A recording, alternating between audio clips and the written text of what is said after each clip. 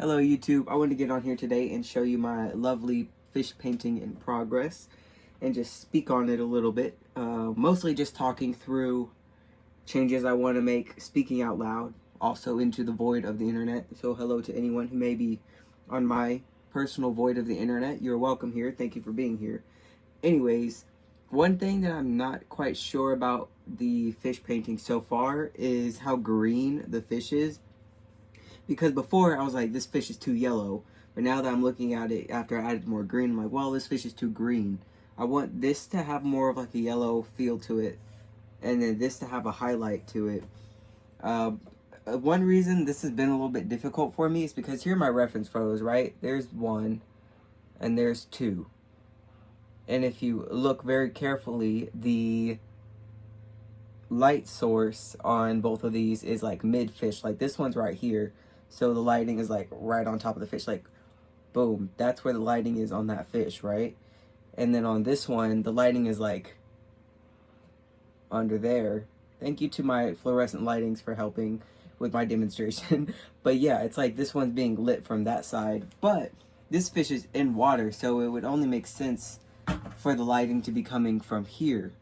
And I don't think that's very clear right now because the fish is kind of like monotoned. I've added a little bit of highlight up there, which you can see, but I have not, it's not as much depth as I want it to be.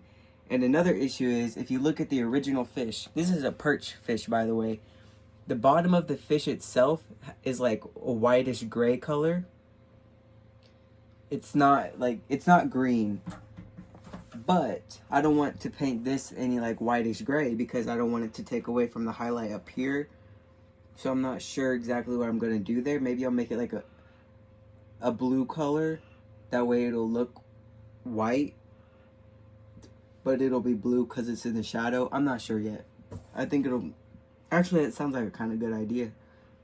Okay, so I'll probably lighten this up, make it more gray looking, and then maybe add like a blue wash over it or something. I'm not sure how I'm going to tackle that yet. But this needs to be more blue.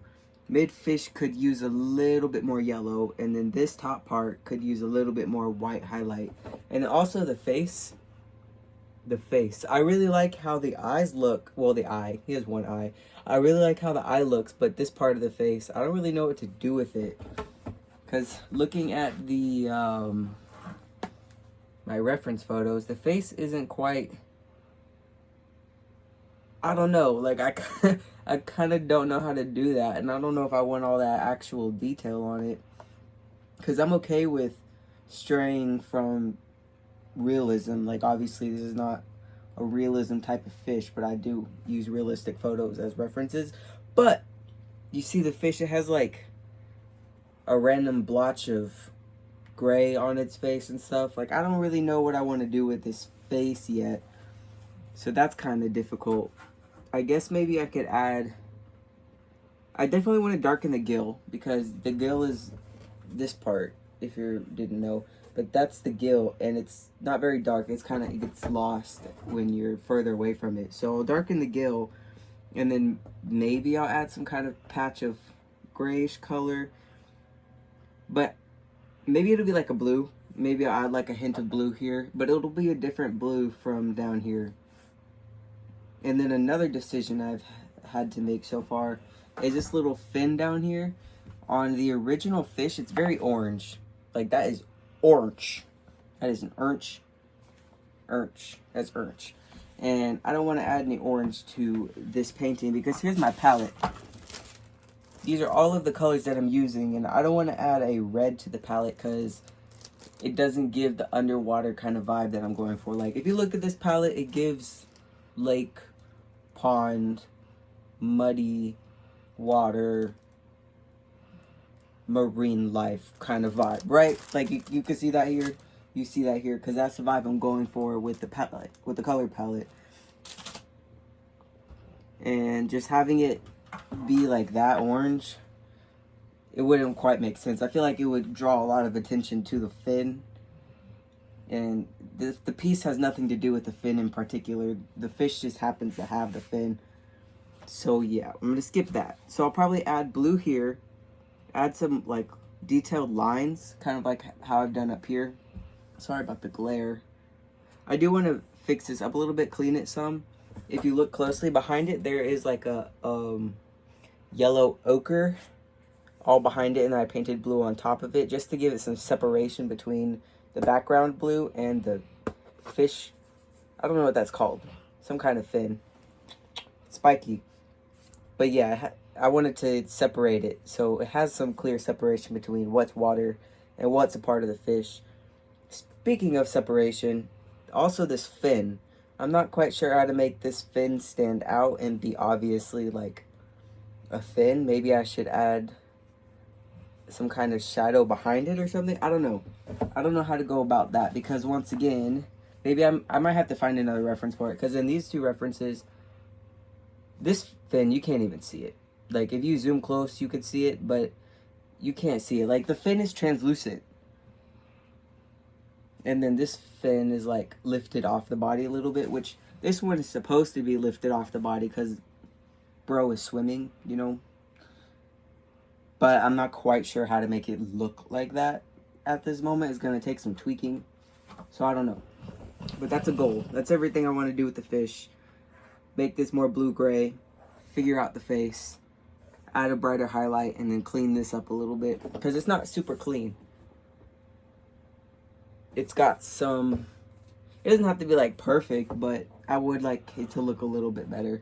And then, other than that, the background is complete. That's just what the water is going to look like. Maybe I'll add a little bit more white up here.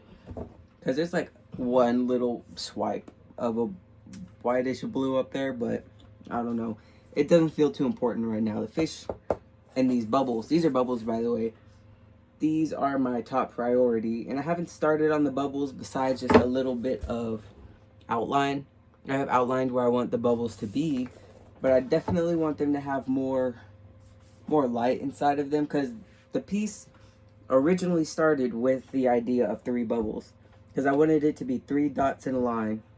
And then I kind of just pieced together the rest based off that one little detail. It didn't even have to be bubbles. It could have been coins or something circular. All that mattered was 3 lines. And then after I came up with the idea of a fish, I was thinking maybe the bubbles could come out of his mouth. But then I was thinking like, well, these are air bubbles. Bubbles underwater don't look like this. So I considered making a more like underwater bubbles, because they have more of like a... I don't know what to call that shape, but you see what I'm drawing out? It's like a dome, and then it comes up, and then yeah, underwater bubbles. So I was like, well, if a fish were to be spewing bubbles, it would look like that, not like these. But I decided to go with perfect circle bubbles because the circles is what it's about. Because to me, 3 dots in a line kind of speaks about like alignment, being in the right place, right time, right place kind of thing. So that's what the bubbles are about.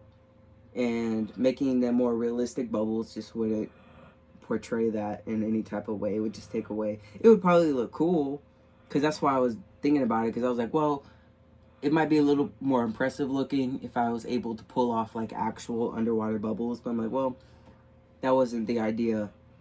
I could try that some other time with something else. I could do another fish.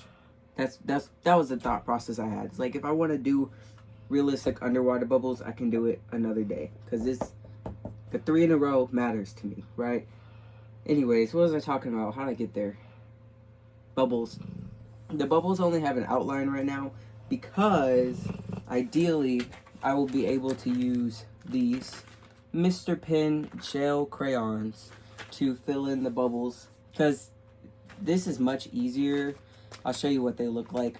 This is much easier to use than a paintbrush, because it's straight up just, it's drawing instead of painting, so I'll have a lot more control, which is important when it comes to circular objects, because painting in a perfect circle is really hard, and drawing in a perfect circle is also hard, but less hard, because if you're using a brush and you want to go in a perfect circle, you have to also like rotate the...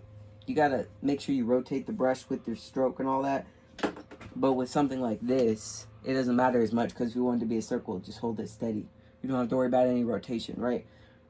So that's why I'd rather use these. But I'm not sure if I will be able to, because these things, they're very easy to blend and smudge when you first put them on.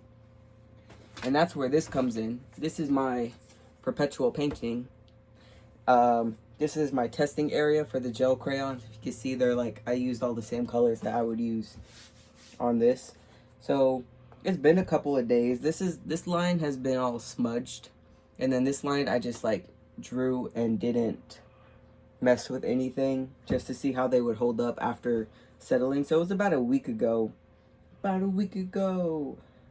and they still smudge a little bit. Like if you look at this white, if I were to go like that, it still rubs away. So it's not perfect.